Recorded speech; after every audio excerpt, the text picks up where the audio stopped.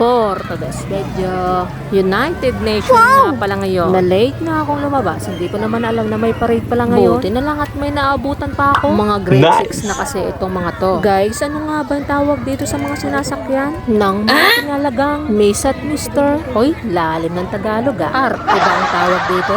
In fairness, ang ganda na ng pagkagawa ah. Ay, wala na, ubus na oh. Meron din palang naglalakad at meron din nakasakay.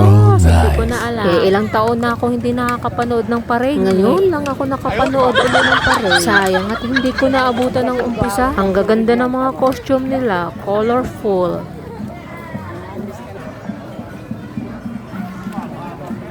Nabasa nyo rin ba ito? Anong grade mo, Tutoy? Layunin din nila ang kalikasan. Naalala ko nung elementary din ako. Excited din ako pag may parade. Kaso na lang, pag maglalakad ka ay sus, grabing pagod. Ikutin nyo ba naman ang buong bayan? Tapos sobrang init pa. Kaya pagkatapos ng parade ay sus, nananahot na. Hoy, na-late na rin si Ashela. Nahuli rin sa panonood ng parade. Oo, kasali ka din? Bebe? Ayun. Ito. Mas lalong ito.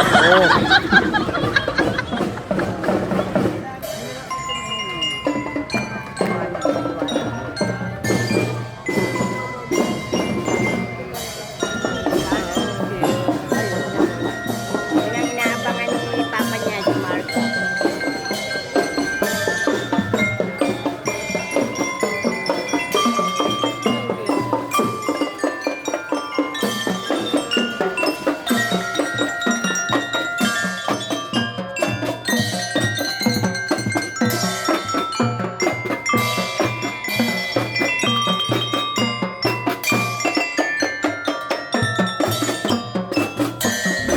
Ito yung pang pinali. Kapag yung pang last, bongga.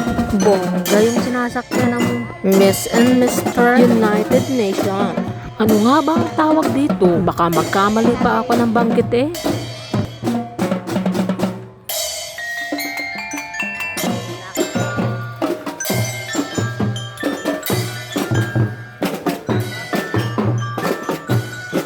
Oh, diba? Bongga. Sana mahagisan ng candy. Pang princess talaga yung sinasakyan niya.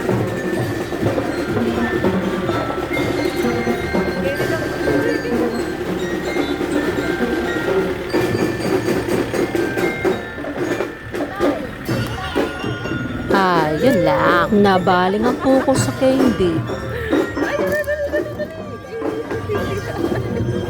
Paldo si Ashela sa candy.